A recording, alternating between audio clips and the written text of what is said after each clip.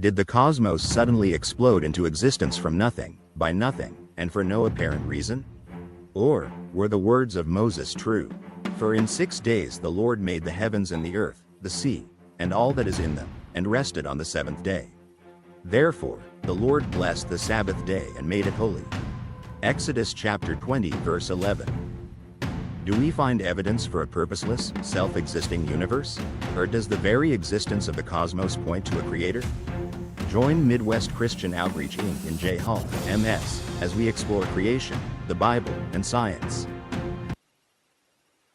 And welcome to everybody who's welcome. Yeah. Yeah, it makes sense to me. Yeah. Well, a lot of things make sense to you. That doesn't mean it does make sense to everybody. Yeah, I know. So tonight, Jay Hall is taking on us on yet another adventure, and he loves big, sophisticated words. Now, as it happens, I do too. But I had to look at it to make sure that I was reading it correctly, because at first I realized I wasn't. So we are talking about essentialism, not existentialism. There's a difference between the two. I just thought I would make that up, and you have to look carefully at the wording because they're even spelled differently. That helps. Yeah, well, it certainly did. And so with that, Jay, why don't you take us away? Oh, make sure you got the volume off, or the. I'm sorry? He has his get himself off his mic off. Mic on. Mic on. No, he's not talking. He's talking. I can see his lips moving. I see his lips. Uh-oh. Yeah, I'm sorry. I did that again. If we could go back to the first slide, please. I can. Or I could go to the first. There we go. Oh, there we go. Okay. So a question for everybody. Can you cross a shark with a dolphin? In other words, can they both have babies together? A shark and a dolphin, you say? Yeah. Well, they're both kind of no. I was going to say they kind of could, but I don't think so. Okay. So I think the consensus seems to be no. One more. And I like to use, for this one, I like to use some visual aids. So I'll bring some of those up here in a second. And I got this from the, Big People coloring book. So, and then I distorted the images. So in case you're wondering where that came from, who's familiar with GIMP? GIMP? No. GIMP. Okay. Anyway, that's what I used in case you're curious. Oh, okay. So can you cross a crab with a seahorse? Interesting. No. I would no. Because the idea of hybrids, because in Genesis we know they reproduce after their kind. So that's a very key test, is to look for these hybrids, whether it's animals or plants. That's again, there's other things involved, but that's a key thing to look at. So as preachers, we always like to alliterate. So if I wanted to prove there was a prime number, remember, only divisible by one in itself, 2, 3, 5, 7, 11, 13, 17, 19, and so on. And of course, they get bigger and bigger, and they're actually used to encrypt your your bank card and all that sort of stuff. They're used quite often in common encryption methods. So this is even if you don't have a lot of math, go with your intuition. Is there a prime number with more than 100 digits? A prime number with more than 100 digits? There probably should be. Okay, I'm getting one yes. Okay. Dr. Williams gave me the first right answer. That is correct. So in my book, I give an example. How many of those examples do I need to provide to prove my point? I don't know. I totally don't know. Okay, one is enough to prove the point. So how many black swans are there in the world? Lots of them. But how many do I need to show you to prove my point that there does exist a black swan? Okay, only one. There's the famous book, Taleb, Black Swan. Those of you that might be in business might be familiar with that, but it's a real famous book. So I like to alliterate. So I'm talking about the Genesis kinds, which I'm using this phrase. I'm trying to reach out to the mainstream academics. So I use the phrase essential types of life, which is exactly parallel to the Genesis kind. But I have to provide you an example. Okay. So I have several visual aids here. Oh. So this is my first one. It's a little model. I went through a lot of work to make this. So this is my little green pop bottle 2-liter, and I put a bunch of tentacles on the top. I give you a hint. It starts with an H. What is it? And some are microscopic, some are bigger. Some are several feet. They come in wide variety of sizes. Starts with an H.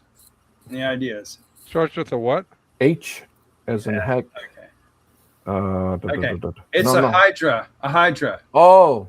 Yeah. So anyway, look how simple the concept is. It's a cup with tentacles at the top. And again, there's a wide variety of that. And so my 3 examples are horses, hydras, and humans. And I think we're all humans here, so we have examples of that. And I think this guy here, he probably drank a Red Bull. So there's my horse. He sure did. Now, some of the horses in the fossil record had several toes, but some people are born even today with 6 fingers on each hand and 6 toes on each foot. It's very, very rare. And of course, Goliath in the examples in Scripture, we have 24 digits, and then we can count higher. That's kind of a convenient thing. So I give you 3 examples instead of just 1: horses, hydras, and humans. Now in math, we have very simple and very clear ways to represent things. This is a 3-dimensional shape. Each side is a equilateral triangle. It starts with a T. Any idea what that is? 3-dimensional shape. It has 4 sides. Starts with a T. Tetra. Yeah. Tetra what? 3-dimensional. Oh man, I used to have tetrahedron. Tetrahedron, right. So in other words, it has to have 4 faces, and if it's equilateral or regular, then all 4 sides are exactly identical. So in mathematics, you have these exact definitions, but in biology, there's a wide variety. So maybe somebody ever told you, well, you don't look anything like your sister Susan. Well, I hope not. That's your sister. But they maybe even never guessed that you were from the same family. So some families, the brothers might look a lot alike, and others, they may look quite a bit different because that's a wide variation in the genetics. So we can go to the second slide. Thank you. Okay. Very good. It's there. All right, very good. So here's my example. What is biological essentialism? Kind of might remind you of Dances with Wolves there. Horses are horses, bats are bats, and the Great Spirit did not make us from apes. And again, I don't know where they would have to travel to run into apes. South America, I'm not quite sure. But anyway, that's the basic idea. And notice these are people. They're using technology. They're made in God's image. And I'm not quite sure when that photo was taken. But that's a key point. In Native American culture, women, weren't the chiefs. That's obvious. And so there's obviously difference who the chiefs are, who the women were. And there's a lot of movies set in the West, and they pretty much depict it that way. So we obviously know there's difference between a horse and a buffalo.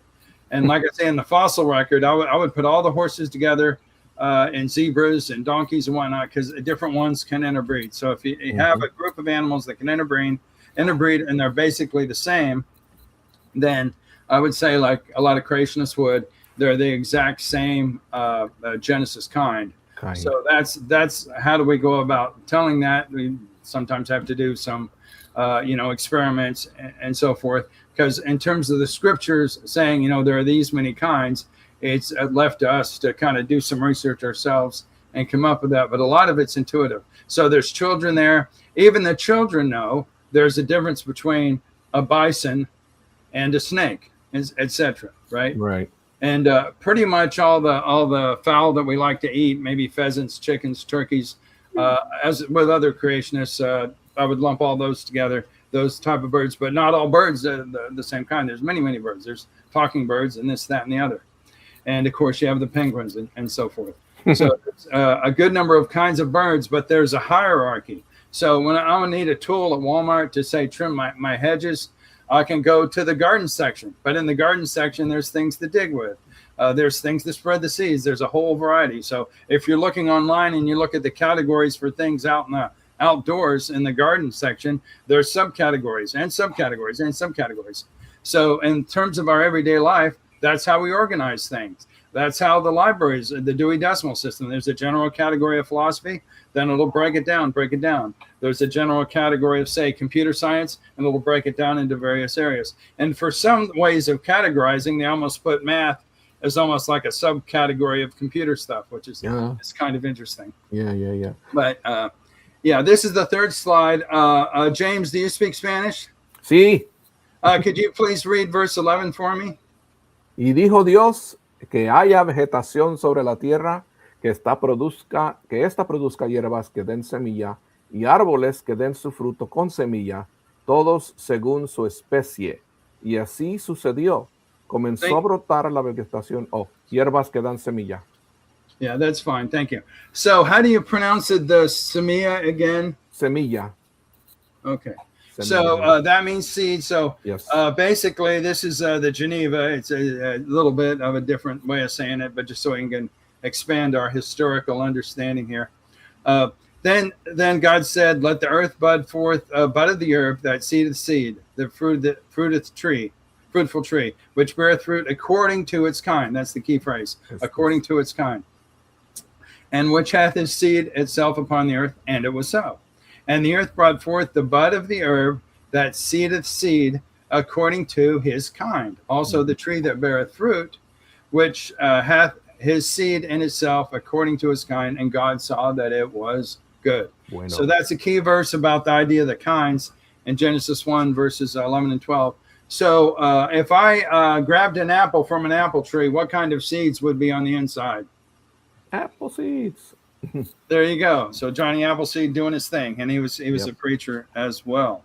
So I want to tell a little story. So I'm going to bring the kids into it, and so we're reading a special edition. Those of you that may have grandkids, you're reading a special edition of Winnie the Pooh, and in this particular edition, you're reading about Kanga, and it's a really odd thing. Kanga has a baby gator in the pouch. What's wrong with this picture? What? Yeah. Poor kangaroo mom. Yeah. Okay. So basically, get the points. Kangaroos reproduce kangaroos, and again, a quite different critter. And the Aborigines, they knew that. And all of the cultures of the world, they have a sense of their own biology, and it all fits with the idea of different kinds, different essential types of life. They might break it down slightly different, use different terms, but it's an intuitive thing that even the evolutionists understand, that even kids have this idea in their head. They need to, in a sense, be brainwashed out of it through evolution and whatnot. So that brings up an interesting point about the seeds and everything, and that shows that a particular animal only reproduces after itself. So if your mother was, say, a trout, and your father was a trout, then guess what you are? A fish. A trout. Yeah, a fish, but more specifically a trout. Trout, yeah. Or if your father was a dolphin and your mother was a dolphin, what are you? Flipper. A dolphin. Exactly. I like that answer. So the idea, that's the idea of the hybridization helps to narrow this issue down. And again, if you're something like an amoeba, it's sort of kind of like a Xerox machine. Oh. And of course, there's mutations. But basically, you split, you're two amoebas. So in that case, it's even easier to see about the after their kind. So we can go to the next slide. All right. So when we look up this topic, this is a key thing about this, is that it will lead to other issues. I mean, you could even do it while we're talking. It will lead to gender confusion. It will lead to alternate lifestyles. Some of the things that pop up on the screen, I know we have a mixed company here. I wouldn't even want to read what pops up on the screen, and some of them are that bad. And so a lot of the internet is filtered, and there's different kinds of censorship and bias and whatnot. So this was from a few years ago. And who uses Swiss cows at all? Okay, I don't see a lot of emphasis on that. First time I hear about it. I am. If you have some do you get search engines you use, or if you like Claude and got some good results, whether it's apologetics or things that seem to be favorable to the Bible and Christianity, or etc., that you seem to like it, and it doesn't seem to be quite so biased, I would appreciate you letting me know about that. One that I used to like a lot was text only, called Lycos, Lycos. Has anyone ever heard of that one? No. Okay. So anyway, what I liked about it is because it was text-based, it wasn't, well, let's pop up a YouTube video or pull up something from TikTok. And apparently they just didn't get enough funding or weren't making money, but it went all the way back to the early days of the internet, maybe even 1995. But I think it's had trouble, and I don't think it's operational now. So anyway, I'm always looking for new search engines or a particular AI tool that you like. So this was from a few years ago. So when you just put in quotes for biological essentialism, again, I think that's the Genesis kinds, and scholars agree that it's basically Aristotle's biology. That's why I have Aristotle in there. And of course, I like 7-Up, the Uncola. So I like to use the phrase undarwinism to say that, and even some of the intelligent design people totally agree with me, particularly the mathematician. But this is a good phrase to catch it with. So it will pop up with my book, and it was number 9 a few years ago. Today, when I tried it, it was the top of page 3.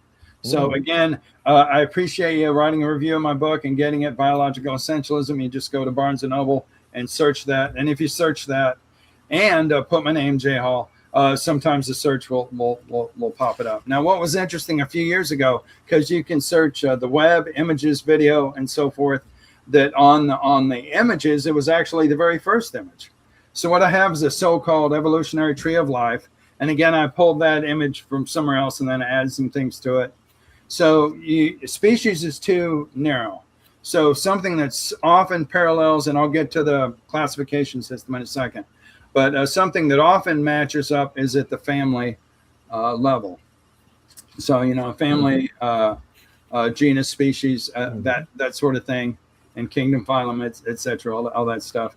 So often it's at the family level. So it gives examples of dogs, wide variety of dogs. Who's familiar with a Mongolian Mastiff? I've heard of it. There we go. So especially with their hair, I mean, they look awfully scary. And then, of course, you have the Chihuahua. And so wide variety of dogs, but they're all the same basic type. And I'm going to get to the cattle here in a second. And then you have bears. So whether it's a polar bear, and then, of course, pandas are, a different category. But all the bears would fall into the same kind.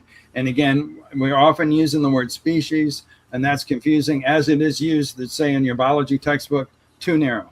So I've listed all the varieties and variations in dogs, the different kind of dogs they have at the dog show. Maybe you watch that instead of the football. No hands going up for that. No. Anyway, but yeah, some people do. My cousin's daughter did, so I just had to live with it. But anyway, so that, and then there's subspecies. So that's just too narrow.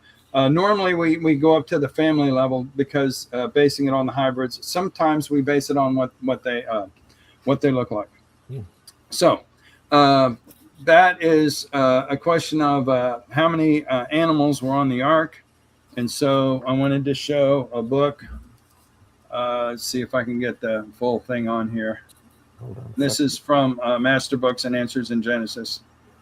Oops. Yeah, if I can show this book. Well, I'm getting. And it looks like it's for the kids. There you go. Yeah. So it's how many animals were on the ark. Now, this is really, really excellent. Craig Froman is the editor. And of course, there's something in here from Ken Ham and so forth. Now, who wants to make a wild guess at how many kinds of dinosaurs? And then I'll give you the answer that they give. Oh. How many kinds of dinosaurs? Keep in mind, much more broader than species, much broader than species. I'd say 130. Okay. Let's if I could get an answer from everybody, I'd appreciate it. You want a number? Yeah. How many? I would say 110. Okay. Sounds like the Price is Right. I'm going to say 2 because that's all that I know of. Alligators and maybe some snake species. Okay. So I think in my book, I say 60 And then in this book here, they say between 60 and 80. So depending on how, there's lumpers and splitters. Well, let's put all these into the same kind. All that. Well, these two are slightly different, so let's break it up. So you have lumpers and splitters that say maybe there were more kinds. So they actually have a chart here, and they break it down, amphibians and reptiles and so forth, and some of the creatures in the fossil record, that we don't, because they went extinct, they're no longer with us. And they break it down into all those categories, and they come up with around 6,700, so less than 7,000. And of course, they're taking into consideration the clean animals, and so they say 7 pairs or 14. So what they designate as the clean animals: amphibians, reptiles, mammals, birds, and what's called synapsins that were not mammals. And then adding it all up, we get that. So the living examples and the extinct examples. Go ahead. Well, it's my understanding, and this is a good time to verify if my understanding is even remotely close, but that most of the dinosaurs that we think of as dinosaurs were small, not much larger than a chicken. They were fairly small. Exactly right. Okay. And then you could have taken either the younger ones or the teenagers. Exactly. You didn't have to take the largest T-Rex that ever existed. Right. And the idea of kind, and that becomes really important when you talk about even in the creation, but what was taken on the ark. Let me find, here we go.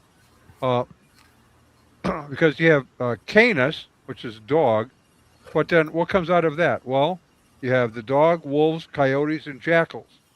So you have changes within the kind, within the genus, as they grow, and microevolution occurs, changes within the kind. But that doesn't mean that you have all different genuses happening. Is that correct? Yeah, that's right. Exactly right. Yeah, so, okay. Yeah, we can go to the next. Well, that means I got to put it up there again, too. I was getting used to not having to do that. There you go. Okay. I think we missed one. Uh-oh. I didn't miss any, but. Oh, okay. You're right. My mistake. Okay. Yeah, okay. So who's familiar with Christafari, the reggae Christian band, Christafari? Oh, no. Okay. No. Thank you. Who's seen the Bob Marley movie, and you'll admit it? No. I've seen Bob Marley sing, but I don't. Okay. Even not in person? No. Okay. So anyway, I haven't finished it. Me and my wife were watching it, and then right at the point where he learns that he has cancer, that we had to go do something else. But anyway, that's as far as I've gotten. I know a lot of people think it's just, the whole entire movie's, you can't even see the screen because there's smoke everywhere. It's not exactly like that.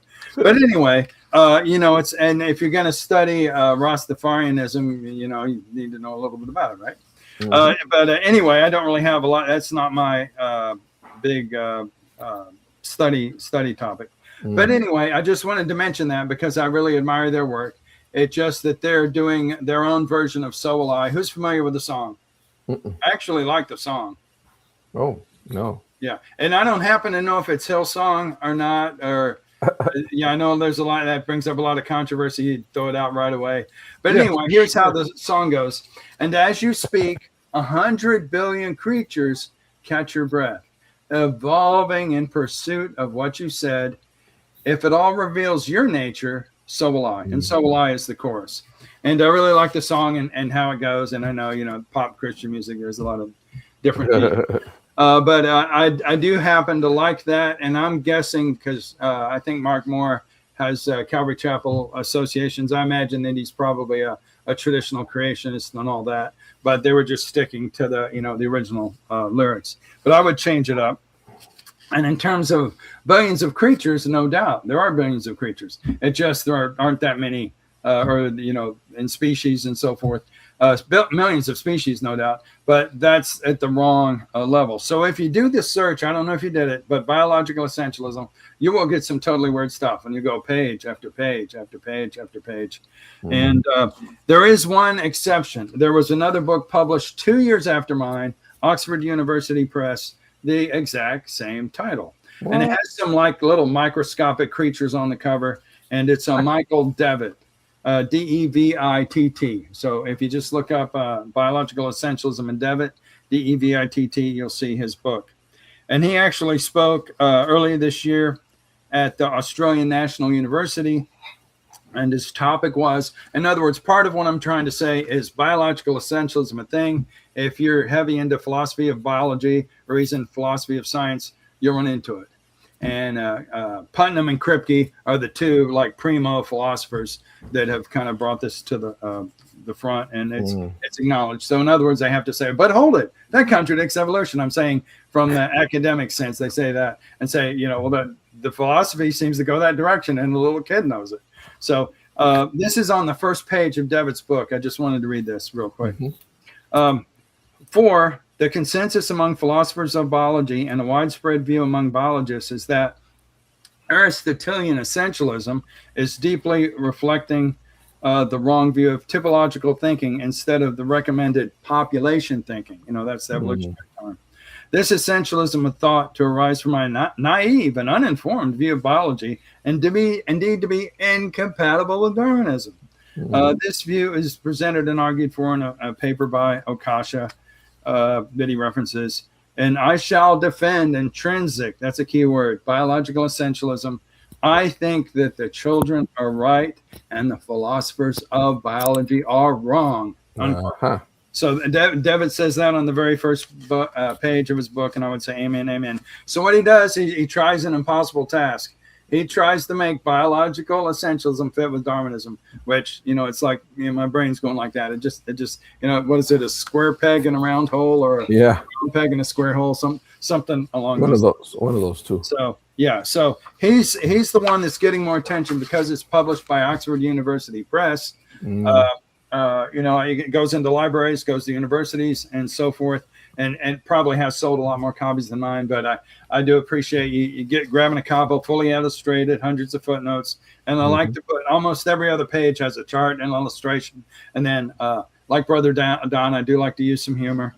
We'll bring that in here in a second. So I just wanted to point that out, that there's another book with the exact same title. And Dr. Devitt, he gets more attention. Well, he has a PhD, so he deserves it, right? If we can look at the next slide, please. Okay. Next slide. Okay. So I'm real big on, like, when it comes to math, the PEMDAS thing, parentheses, exponents, multiplication, division, addition, subtraction, and I really like those little things to try to help memory. I did memorize the solution for the Rubik's Cube, 5 minutes. So, I had nothing to write home about, right? That's like forever. But I literally just memorized the solution because I couldn't figure it out, because a lot of people think, math.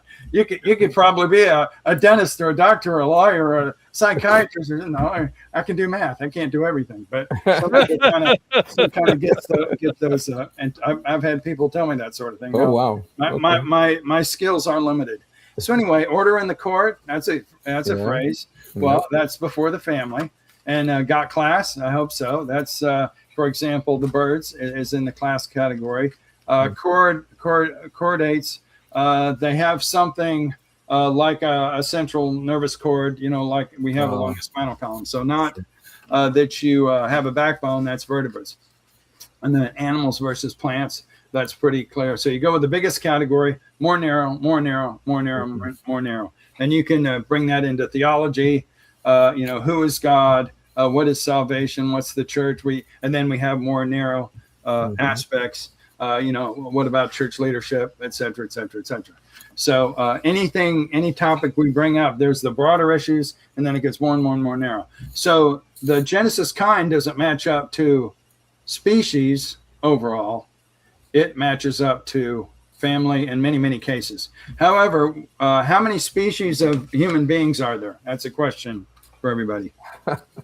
How many species of human beings are there? That's a good one. And we all have examples. I wanted visual aids. We're all here. So everybody's a visual aid. If we thought of species as ethnicities, is that no? The biological meaning of species. Oh. Even is currently held by the mainstream. There's only one. There's one. Thank you. Thank you. Yeah. Exactly. Could be. There's only one. Okay. So in some cases, the one species is exactly match up to the Genesis kinds. But in general, I would say often on the family level. So I'm saying the cardinal as well as those other ones, probably if we get them in the mood, maybe play the right music or something, they will we can get a hybrid maybe. So I haven't studied that in detail. There's some creationists, and you have the different research journals from Answers in Genesis or the Creation Research Society where they get more into these things. But I do talk about a whole lot of hybrids in my book because that's the best way to kind of narrow it down.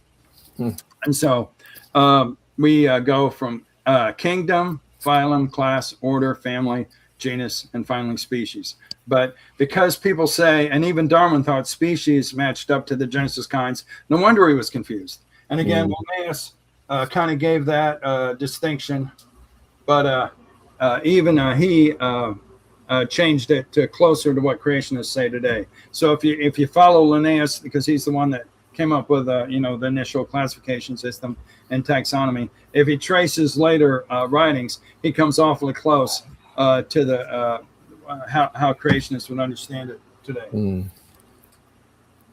We could go to the next. Okay. Other than Devitt, here's another scholar. Again, it's in the fields of philosophy, biology, and philosophy of science, where they're a lot more open to some of these ideas, or if they have a high respect for Aristotle, they'll kind of lean towards this. And this is Routledge Studies in Contemporary Philosophy, David Oderberg, and the title of his book is Real Essentialism. So he says, everything in the world has an essence or nature that fixes its identity. He's at the University of Reading. Then he also said, humans belong to a hierarchy of living things, from the merely vegetative, which we call plants, through the sentient, which we call animals. In other words, animals can feel pain, to the rational, which is humans. One does not need to know much about biology to see that living things do come in grades, and that sentience adds to the mere vegetative nature, and being rational ontologically is something over and above, and it goes on. So we're made in the image of God. That has to do with language and thinking and a spiritual relationship with our Creator. So there's a lot more to that. Sometimes we'll use the phrase human exceptionalism, and I think the one thing from the ID community they had, I haven't seen it. I think it was called Firemaker. Has anyone seen that documentary? No. Just called Firemaker? No, I've heard of it. I would recommend it. Just maybe I'll watch the trailer. But obviously, man is unique, and he's called to have dominion and to be a good steward over creation, not to worship creation. And I know we might have some varying views on that, but I'm more on the way opposite side of, say, the eco extremism. I'd be saying, okay, this little darter snake, there's only one, in a certain part of Arizona. Give them a plane ticket to New York City and build the hydro dam so we can have our electricity. I mean, that's kind of where I lean. But I think we should respect our creation and have like I've been to Lawton, Oklahoma, where there's a basin. That's our tallest spot, Mount Scott, and they have a park where they have a whole bunch of buffalo. In my 20s, I actually crossed the fence, and there was about 5 or 6 of them. I got closer, they moved away. I got closer, they moved away. But I could have possibly run into a mini stampede, and I wouldn't be here. But I was in my youth, and I would do crazy things like that. Wow, very daring. But anyway, we can go to the next slide. Well, you lived adventurously, didn't you? All right. Ernst Mayr is one of the most well-respected biologists. You could put him on the same level as Stephen Jay Gould, and very, very well-respected. And he wrote a book, Systematics and the Origin of Species from the Viewpoint of a Zoologist. And when we use systematics, I mean, from my understanding, it's basically the taxonomy. So how do we break these things up? Again, that's going to fit your understanding of essentially, these two different critters are two different kinds of things. And even in the evolutionists, they do say species and whether they interbreed or not, but then they're not consistent. Because once you have at the family level several things that do interbreed in special circumstances, They almost mean like mostly interbreed and easy to spot. But when I was talking about the birds we might eat, like a pigeon, a chicken, turkey, there is a chicken turkey cross, but you don't want to see it. It's, very bad, and there's a mismatch of the chromosomes. But in the book that I showed you earlier about how many animals are on the ark, they do put them together. Now I would probably do that. So it's not necessarily that they look the most healthy, that it's possible that it grows to a complete animal. Possibly some creatures they start, and then because of the splitting of the cells goes one way and then it goes a different way. Oh wow! So you can't go both ways at once, and then the embryo dies because of two completely different critters. There could be things like that. But this is what he said. And again, I'm trying to show that in the mainstream academia, this idea of biological essentialism is a thing. Sometimes goes by slightly different names, but they're not going to talk about the Genesis kinds. And again, if you put the word create with kind, Berriman, that's a traditional creationist word for the Genesis kinds, Berriman. So anyway, this is what he said. Essentialism was almost the universal held worldview from the ancients until Darwin's time. Founded by the Pythagoreans and Plato, essentialism taught that all the seemingly variable phenomena of nature could be sorted into classes. This essence is constant, invariable, and sharply demarcated against all such essences. Each kind, each type, each species is believed to have been separately created, and all now living members of a species are believed to be the descendants of the first pair created by God. A species was considered by the essentialists to be such a class and was referred to by the philosophers as, here's the key phrase, natural kind. So you will see that phrase in, say, a philosophy of science book and similar things, or a history of science book, natural kind. That's the phrase, rather than saying, because it came from Genesis kind. Who's my Latin scholar? Do we have Gandalf, I think. Oh. Okay. Anyway, a lot of the classical schools, they do that. And I'm not. But the reason I showed the Spanish, Brother James, is because I wanted to show the original Gutenberg Bible, but I could hardly even make out the characters. They're so hard to read. So I thought, hold it. There's a parallel with, the Latin languages and so forth. So that, I'll pull up the Spanish version, and it probably says species as well. And by golly, it does. And in Latin, it says species. So where does species come from? It is the Genesis kind. That's the punchline. So when there's the species, go back. Hold it. That's straight out of Genesis. It literally does come from Genesis. So species in that context, de facto is the Genesis kind, but over time, and as biology developed and through Linnaeus, it was defined as way too narrow. So that's kind of the history of it. So they gave it a whole different definition, correct? Well, language does that, and we've talked about that even just understanding the Bible. Words can change meaning over time depending on usage. So if you go back to the King James, for example, and it talks about those who are alive and remain will not prevent those who have passed away. That's not saying stop, which is how we understand it today. It means won't go before. Right. So prevent is going ahead of rather than stopping in 1611. Today it is to prevent, is to stop something from happening. So words change meaning with usage. Yep. Very good, very good. That's why context is important. And the click of a switch changes. Here we go. Images. So now we kind of maybe get an idea. I said I put this together a few years ago. I forget if it was actually how long after the original COVID thing, or maybe it was a year or two after that. That part I can't remember. But apparently, and it's always good to go to the reliable sources, of course. Of course. It says, I'm gonna interrupt you 1 second. Okay. Put up what I thought was interesting in light of what you were saying is buffalo. I think that we all have seen the recent footage of the grandpa in Yellowstone that was jetted, I think. Yeah, it was booted 5 feet into the air by a buffalo. I saw that last night. It was that usually has a warning. So for the average person, that's a little too much violence, and it hit me before I had a chance to switch the channel. But yeah, I did see it. You're correct. No, that's a little bit gruesome. That's I don't know what to compare it to, but yeah, I've seen more gruesome stuff. I'm like around Chicago area. So. Oh yeah. Okay. I guess I'm too sensitive. All right.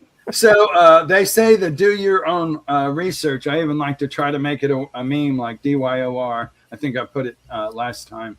So I think it's good to do your own research, back it up. Remember, the Bereans were more noble. Checked out what Paul said doesn't match up to the scripture. And Paul didn't say, how could you do that? I'm Paul. He didn't say that. Right. So he commended him for doing that. So it's good to do your own research. And I will say, speaking of horses, yes, I took the ivermectin, and I thank God for it. I will testify, because I did have a pretty serious case of it. And my wife quarantined me. Basically, we have 2 rooms in the back of the house and a back entry to the house. And I had my meals brought to me for 10 days, and that part was nice. I didn't like feeling bad, but that part. No. But anyway, and then some people had a dire situation, near death and so forth. And I won't get into that. That's a little bit off topic. So let's say you want to do some research. Does anybody know a search engine that will allow you to do minus a topic if you want that topic not to be included, which is what I have on that first line? Does anybody know a search engine that will work that way today? Because that's the way the older searches used to work. I think there's... Okay, restate that. I'm not getting it. Okay, search engine so I actually have 2 columns, but at the very first line, that's all one thing. Let's use my term that I'm trying to introduce: essential types of life for the Genesis kinds. But I don't want to know about insurance. I don't need another life coach. Okay. And I have some other the leaders at church I can talk to about my problem. But that's what will pop up, at least at the time when I did that. Talk to me about life insurance. Talk to me about a life coach. I don't want that. I just want essential types of life, like frogs and chickens and owls and so forth. I see. That's what I meant. So I have not found one, but back in the day, you used to be able to use minus to narrow down your search. Okay, so you could do that. I would say you could do that with something like Chat GPT, but you have to learn how to frame the question about what they want, and then it can do it. There you go. That is correct. Yeah, good point. Excellent point. So these are some phrases you could use if you want to learn more about the historical aspect or the general topic. Traditionally, the phrase that's used, and of course Aristotle held to biological essentialism, and as well as Plato, as that one quote said. And so you have fixity of species. You see that over and over and over again. So Darwin was arguing against fixity of species. You say these finch beaks can change a little bit. Well, if that can happen, maybe they could turn into a hawk. I don't know if he literally said that, but you get kind of the idea. And then human exceptionalism. So there's gender distinctives, which fits in nicely with the idea of biological essentialism. So when you do your search, it'll talk about those things, but in the context of today's, what is a woman? I'm a mathematician, not a physician. I don't know. These things. So those issues, traditional gender distinctions, as well as that humans are special. We're made in the image of God, and even Aristotle said we are the rational animal. So that quote from Marderberg, it's almost like he pulled Aristotle and he's just rephrasing it. That's all straight from Aristotle. Mm-hmm. Okay, and then there's limits to variation. Yeah, the beaks can get a little bit smaller and bigger, but there's limits to it, And that if we admit that there's limits to variations, the evolutionists are trapped in a box. And Michael Behe has written on this sort of thing, the famous... he does an excellent job on that. Yeah, the black box, Darwin's black box. He's written on that a good deal.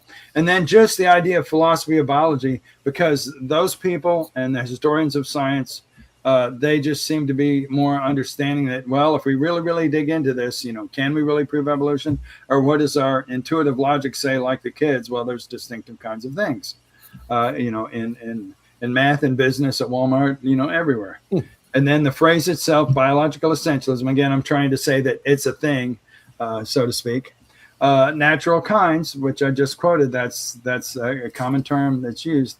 And how do we define a species? Because they're not consistent with it. So, and they even admit that that's an issue. So it's called the species problem. Well, the species go that way, but this particular fish here in, the cave fish that are blind, I think in Mexico, you can actually crossbreed them with a sighted fish. So, they have to be part of the same species. Yes or no? Definitely part of the same genus kind, and that's been demonstrated. So little by little, through mutations, it was a lot easier for them to just have their eyes closed so that it's protected in that particular environment. So God gave them the phrase that creationists use is facilitated variation.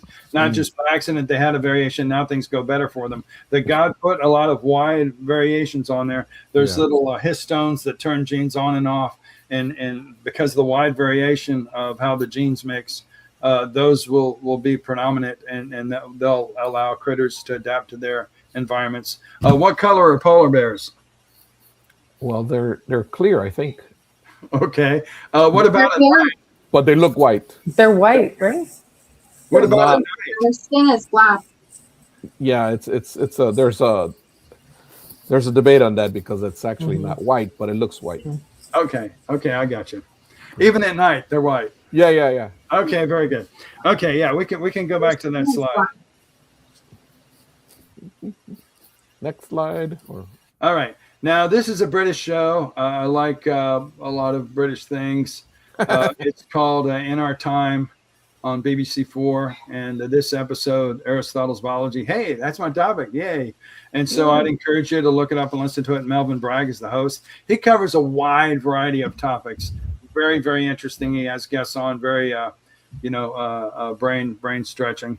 So this is a statement that I pulled from there. I think, I believe she was one of the guests on that episode. In order to understand anything, we need to know its forms. These animals with forms such as cat or elephant or horse, each particular animal has a unique form. Aristotle wants to know generally what cat will do. He has a fixity of kinds in the world, so there are cats and elephants and people. He doesn't have a theory of evolution. And she's from the University of London, philosophy. And then Samuel Johnson, I used to have his dictionary, and over time, just can't have so many books. Dr. Williams, I see your collection there, pretty massive. So anyway, roughly like that. Most people might have the Oxford English Dictionary. Samuel Johnson was, I don't know if each one weighed 10 pounds. I may be exaggerating, but it was huge. Where I taught Howard College, they were pretty much liquidating their library because, kids don't read books. So, but anyway, I don't have them anymore. But this was his definition for, I believe, terrible. Essential maybe, or form. Form is the essential specificial or distinguishing modification of the matter of which anything is composed, so as thereby to give it such a peculiar manner of existence. Yeah, so I think it's his definition of form. Did anybody see the Mel Gibson movie that's related to the Madman, the Doctor and the Madman, something like that? No. Because that's related to the Oxford English Dictionary. Really? Okay. But anyway, yeah, there's a movie there. So what I'm saying is they even had a show about Aristotle. Oh, yes, I did see that one. That was that's an excellent movie. There you go. So we can go on to the next. Interesting. So what I'm saying is it is getting some attention, but again, from the way I'm looking at it, not as much as it deserves. And even in the creationist circles, it's getting some, but I would like it to have more. So who's ever eaten a citron? The car or the fruit? All right, I see a hand up. Of course, everybody's had the Halo oranges, mandarins. Yes. They have different brands. I think that's my wife's favorite is the Halo. And then pomelo, in my wife's language, we call it baongan. I don't know what other tags there are for it. I don't know what kind. You might have to go to a special grocery store to get it, but the skin is extremely thick. I just call it the sweet grapefruit. Oh. So what I'm saying is all those crisscross lines, those are the all possible hybrids and crosses you can get. Volcamer lemon, Kulu lemon, lime is in there, sweet orange, and so forth and so on. But basically, you can make a kind of diagram. So these two will cross, these other two will cross, these other two will cross. So we have the citrus kind. That would be a good name for it. And who wants to buy a lemon? Okay, again, like a car. Not the one on the left. It's figure a yellow bug would work for that. No, we want to buy a lemon, but we don't want to buy a lemon. A lemon, yeah. So that's an example from plants. A lot of my examples and on my cover of my book, they were all animals.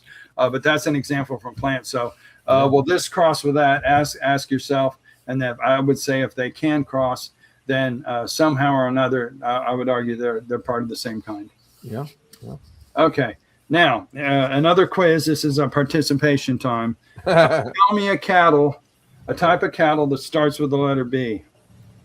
Brahman. Brahma. A Brahma, okay. Like a Brahma bull. Okay, very good. Bison. Hey, I like that one. Okay, tell me a type of cattle that starts with the letter Y. Yak. Hey, yakety yak yak. Yakety yak. You got it. Tell me a type of cattle that starts with the letter G. Guernsey. Okay, another one. Gigantic. No. G-A-Y-A-L. Guile. Oh. G-A-Y-A-L. Guile. So bison or buffalo, yaks, guile, they are all part of the same Genesis kind or essential type of life, which is the term I'm trying to roll out. This is the over-muscled, the weightlifter cattle. Yeah. It has to do with they have a mutation, myostatin. They have a mutation regarding their myostatin, and sometimes it's called the double-muscled cattle. So I just thought that'd grab your attention just because it's a different variety. So you have all these varieties of dairy cows and so forth, but they're all part of the same cattle kind. I just wanted to emphasize that. So a lot of good steaks on that one. You can combine a male dromedary camel with a female llama, and of course you get a punctuation mark. No, that's not it. Oh yeah, it is. It's a comma. There you go. So llama. Yeah. The camel and the llama, you get a comma. All right. Now, let me talk about the marsupials. I don't want to leave our marsupial friends out of the limit, and I'll get to this slide here in a second. So a wombat is marsupial. A marmot is not. They even almost kind of sound alike.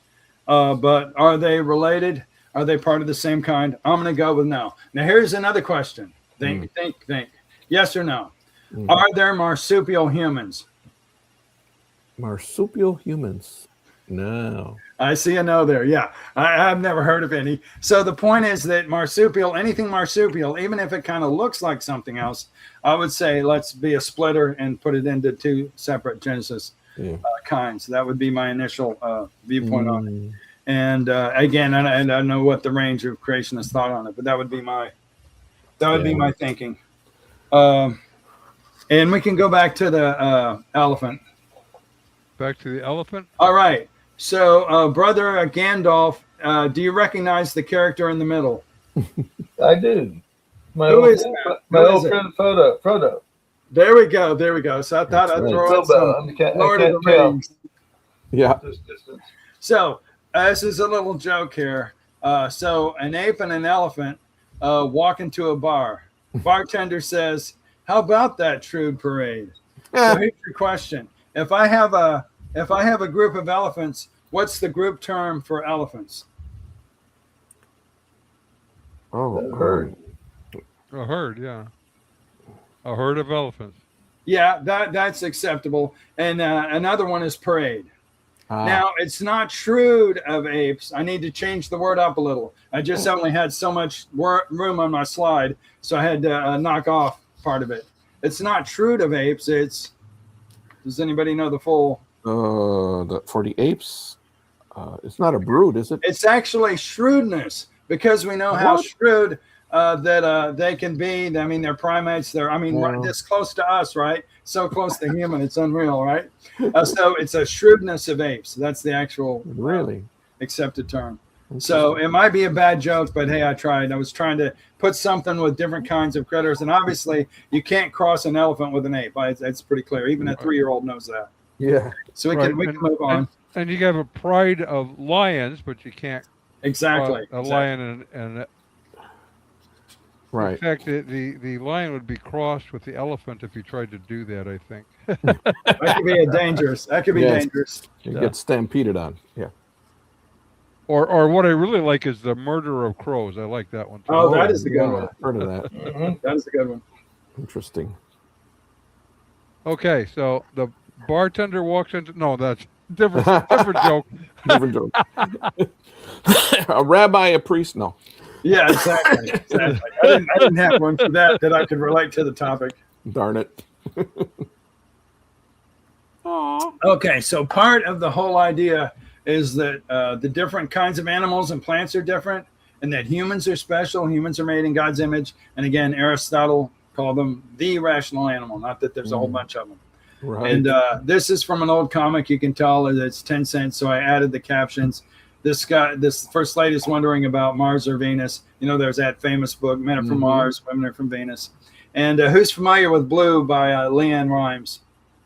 Blue. Anyway, so that's the reference there. And maybe this is the early days of TV. There's a whole bunch of relatively younger people hanging around the piano singing some songs. And today I love karaoke. If you're having a karaoke party, please invite me. I really like karaoke. So anyway, and then pink raisins because of the fact that, pink with ladies. And so this is something that was interesting from Valerie Solier, however you say that. Men perceive speech with logic so that they hear exactly what is said, while women use their intuition and emotion. This helps women see hints and hidden meanings everywhere. Taking a look at the bigger picture will show how these various characteristics actually complement each other. So the statement about men and women being from opposite planets, Mars and Venus, could mean that they have come from different worlds in a sense. And so part of my book argues for the human exceptionalism as well as traditional distinctions regarding men and women. And what I call it, just to kind of really throw out the topic, is some men I know are really women. That's the title for the chapter, just to throw the topic out there. No controversy with you. Yeah. No, absolutely. So the reason I have the Epoch Times there is not necessarily push, the one we can't mention, is that the interview with Jordan Peterson was from them. And I just wanted to give credit where credit's due. So this is something Jordan Peterson said. Postmodernists are always criticizing what they call biological essentialism, such as saying, on average, women have a different set of interests than men. And that's not sociocultural. They say, that's biological essentialism. That's wrong. And in case you need some guidance, of course, we have scripture. But apparently he wrote 12 rules for life, and I haven't read it. But I think it's things like, clean up your room, be responsible, get a job. Yeah. I get a sense that it's sort of kind of along those lines. Pretty common sense stuff, yeah. So let's see. Sister Ruth, could you read the scripture for me? Ponte las pilas, come on. Yes. Then he turned toward the woman and said to Simon, not Peter, do you see the woman? I came into your house. You did not give me any water for my feet, but she wet my feet with her tears and wiped them with her hair. You did not give me a kiss, but this woman, from the time I entered, has not stopped kissing my feet. You did not put oil on my head, but she has poured perfume on my feet. Luke 7:44-46. Thank you so much. That was very good. You're welcome. What am I trying to bring out? An example of what Jordan Peter's talking about, gender distinctions. So bring this scenario up into modern times and say I get a knock on my door right now, and a guy, maybe he was a rock and roller or for whatever reason, loves classical music, he has long hair, and brings in a bottle of something and did this exact thing. I'd say, whoa, buddy, you're in the wrong house. Yeah. Maybe it was next door. I don't know. Yeah. But, to me, this is an excellent example of those gender distinctions of what this lady did to honor Jesus. Gotcha, so I just wanted to bring that out. Yeah, I would kick him out too. Yeah. Yeah, women tend to be more relational. Men tend to be more task-oriented. I use the example of just my pre-marriage relationship with the woman who became my wife. She asked me one day when we were young, 16, I think, would I go shopping with her? And here's how it works. I thought, shopping. We'll get in my car. We're going to drive to J.C. Penney, 6 minutes. We're going to walk in the door. We're going to go to the women's section. She's going to buy a blouse, probably blue. Don't know what size. Back in the car home. It's going to be 22 minutes. We're done. Okay. Yes, I can do that. We go there, and she heads for the mall doors, not J.C. Penney. We wander the halls, looking in windows. Doesn't go in any stores. Holds hands as she talks. Wants to stop and have a Coke. We are an hour and a half or something. And what I didn't realize is, to me, shopping is shopping. To her, shopping is shopping. It's a long relational time that we're going to be together. We just think differently. And so I tell those who I'm doing water counseling for, ask for the definitions of what you're talking about, or you're not going to communicate well. Amen. Amen. That is so true. Amen. Yep. Okay. Now, one of the distinctions of people, that's why I mentioned the fire maker. And if you saw The Privileged Planet, God gave us the ability to think and discover the laws of physics. And so man is unique. Ants can build some fantastic structures, but they can't build a space shuttle. So this is a very, very famous quote from Eugene Wigner. The miracle of the appropriateness of the language of mathematics for the formulation of the laws of physics is a wonderful gift. And so the question is, gift from who? Which we neither understand nor deserve. So I don't know if he was a Bible-believing Christian. I don't know. And, of course, that's the law of gravity there. And then Sir John Eccles, who won the 1963 Nobel Prize in Medicine, said, "There's a fundamental mystery in my personal experience, transcending the biological account of the development of my body and my brain. Is in keeping with the religious concept of the soul and its special creation by God."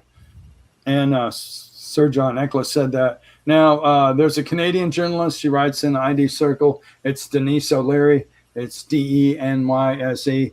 And she's co-written with some neurosurgeon. And to me, the physical things like near-death experiences, as well as beyond that there are things more than you can explain just from what goes on in the brain. To me, it's an absolute fact. There is a non-material part of man. I don't even say there's evidence for it. To me, it's just an absolute fact. So we're different in that sense. So all the different kinds are different, but humans have a special place. That's why I put that in there. We can go to the next. Okay. Now, I'm sure you all know the thing. I don't know what a woman is. Do you think I've read the encyclopedia? But at least we know what a human is, right? Well, that's the next level. And there's this transhumanism and this and that. So I've given you a quote right here.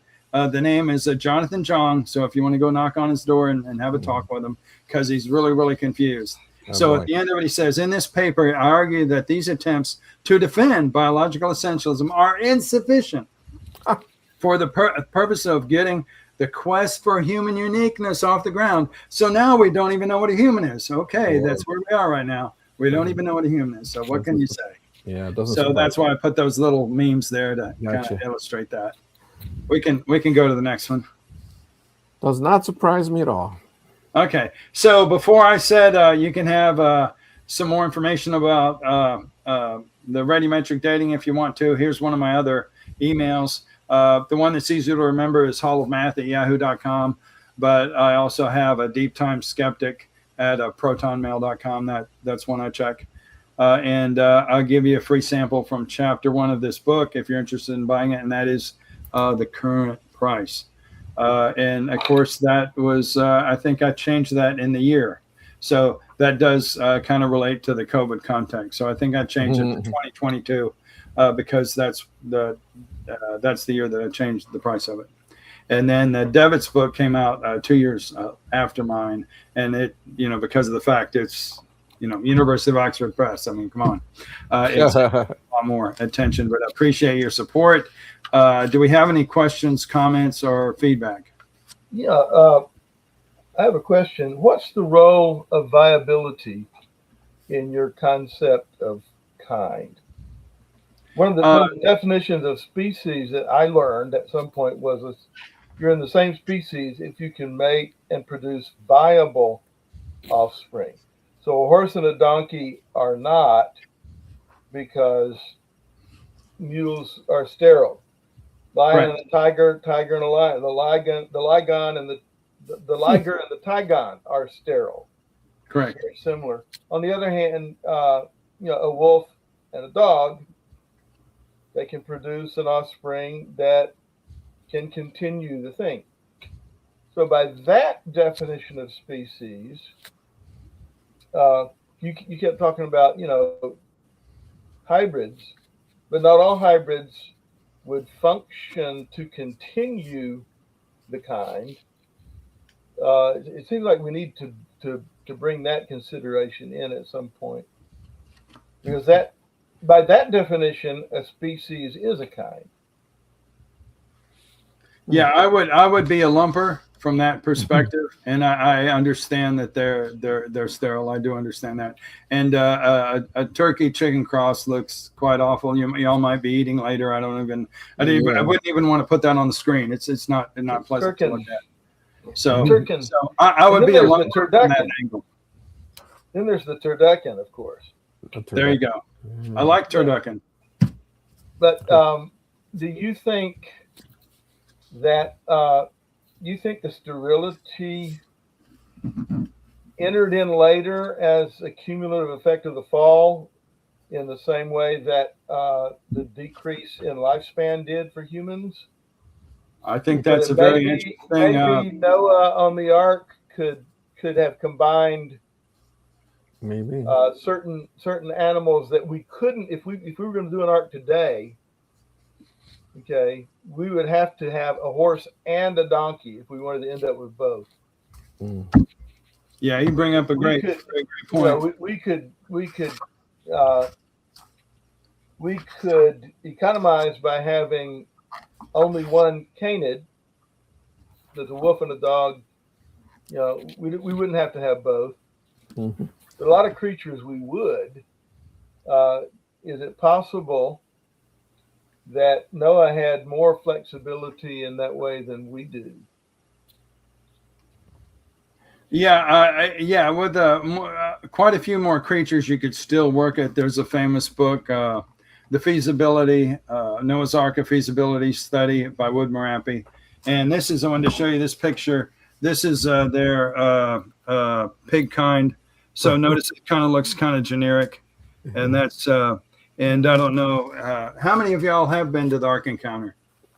Me. Okay. So they're trying to show those representative kinds, and Answers in Genesis at least would be closer in line with where I'm coming from, would be a lumper. And you can have more animals, because I think even Wood Marapi goes with a higher number. Maybe it's 12,000 in terms of the total number of, or maybe 18,000, but the total number of animals. But the ark was so huge that even if you expand it out, as you're saying, it's not going to really be an issue. Poor Chihuahuas, they get it bad. Someone's being funny. Thank you. But it's true. Those things are horrible. Yeah, and you have these extremely tiny shrimp, and then you have the prawns that are a lot bigger. So for whatever, and like I say, even the hydras vary quite a bit. Yeah. So you have the small versions, the larger versions, but I would say in most cases, they're just all part of the same Genesis kind. Interesting. So a lot of changes, I guess, could have happened between now and then, obviously. So it's possible. Yeah, exactly. So you had two of a particular kind on the ark, and from them, because there was environmental changes and maybe radiation or this or that, they rapidly spread into the different varieties that we have today. Yeah, so like call them the Genesis kind created all the varieties that we see now. Yeah, regardless. Yeah, because you could see that, and even in humans, as the interbreeding was moved ahead, then you had all these different issues with the genetics, deformities and things like that. But at the beginning, it wasn't a problem. So exactly. And what's your view of other hominid species like Neanderthals, are they really just humans? Are they actually more like the race, a different race like we have today? Or how do you understand that? I'm saying humans are completely Neanderthal. You can do your 23andMe. It'll show that you're maybe 3 to 8% Neanderthal. And they were very smart. A recent study found that the Neanderthals did some dental work. So maybe I need to try to find someone on the earth that knows how to do that. But they were quite smart. Did all kinds of creative things. You know, they kind of invented their own super glue and so forth and so on. So, but there's definitely strong evidence of interbreeding in various locations. And like I say, you can even, since we know enough of the DNA now, everybody is a small part Neanderthal. So is it misleading to talk about them being a separate species? I'm saying that I think even the mainstream scientists just put, because there's kind of like subspecies idea, there is such a thing, but that all of humanity is one species, including the Neanderthal. Okay. Right, and we do even have individuals today that fit the caricatures, let's say, that they have developed for Neanderthal bone and Neanderthal mom, dad, kids, all that kind of stuff. We still have individuals that actually are living today that look like that. So I met the Geico caveman once. Did you? Yeah. Come on, I was singing the national anthem at a Braves game, and he was doing a public appearance there. Oh, nice. So the group that I was in, ran into him, and while we were warming up, he asked if he could lead the national anthem, and he actually directed us. He knew what he was doing. Oh, wow! There you go. Talk about smart. The Geico caveman, at least, is a living. Yeah. Love those commercials. Well, if you watch the film Speed, the bus driver looks very much like they have Neanderthal drawn in various things. So Oh, that's hilarious. That's awesome. I'm not saying he is one. I'm just saying they look very similar. Yeah, it could have been a distant cousin. Yeah. Cool. That's good. Next week, who are we picking on next week? Well, the idea of the slippery slope. So not everybody that might have a different view on, say, creation in 6 days or the young earth or the global flood, or let's say evolution, necessarily goes off and off and off and off. But the famous example of like Charles Templeton, who used to work with Billy Graham, maybe it was through evolution or certain science things he caught. He began to doubt the scripture and then went from agnostic to atheist. And he wrote a very famous book, Farewell to God. But he was doing giant crusades just like Billy Graham was at one point in time. So that's a famous example of the sort of thing I would be talking about. Okay. And this biological essentialism is important for a number of reasons. One of which is that it's a problem with the Darwinian hypothesis, is getting evolution to jump across species lines, create whole new species. If the definition of a species is that you can produce viable offspring, then how does everything have a common ancestor? Right. Earlier we were talking about how do you invent sexual reproduction by evolution? Is the mechanism that was prevented sufficient to do that? Is it sufficient to do this? When you go from micro to macro evolution and you're producing new species, there's a barrier there that is not, it seems to me, as easy to jump over as standard theory would lead us to believe. True. That is true. Yep. That's what I say too. And with that, we're going to say adios. Adios, amigos.